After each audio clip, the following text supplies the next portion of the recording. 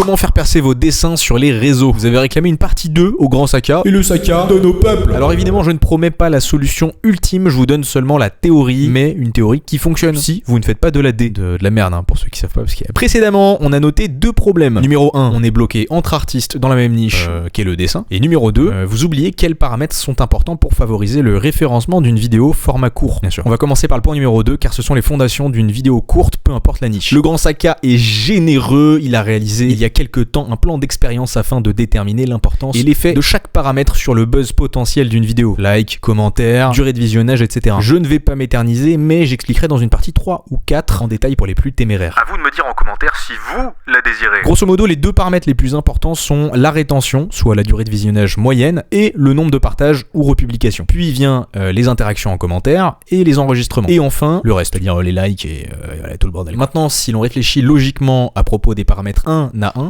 arrêtez-moi si je me trompe, mais pour augmenter la durée moyenne de visionnage, il me faut une bonne accroche en entrée et une carotte en sortie. C'est le minimum, ok? Ensuite, pour augmenter le nombre d'enregistrements, il faut que l'audience développe un intérêt et apprenne quelque chose de manière générale. Puis, pour les commentaires, il faut un contenu qui pousse au débat et pas juste commentez fœtus de léopard en commentaire si vous êtes des vrais. Et enfin, pour augmenter le nombre de partages, attention, un petit peu plus compliqué, faut s'accrocher, il faut que la personne s'identifie émotionnellement ou alors a une pensée commune. Et ces 4 points, disons que ce sont les 4 grands piliers. Et vous ne pouvez pas seulement en utiliser un pour une vidéo, sinon ça ne fonctionne pas. Surtout dans une niche aussi concurrentielle que le dessin. Vous pouvez prendre exemple sur cette vidéo et la précédente qui réunissent ces 4 piliers et qui ont plutôt bien fonctionné, ma foi. Ouais, je m'auto-sauce. Mais n'oubliez pas que vous ne pourrez jamais prédire complètement le résultat car il y a une grande part de chance. Moi, je vous donne juste le jeton pour tirer la roue du casino. Voilà, pour l'instant, je vous ai seulement donné le moyen de faire des vues sur du format court, peu importe la niche. Et normalement, je vous sors dans la même journée une partie 2.5 2 bis pour vous donner mes méthodes et idées pour sortir de la niche du dessin et s'accaparer une autre audience. Parce que là, la vidéo se rapproche doucement des 2 minutes et je veux pas vous griller le cerveau.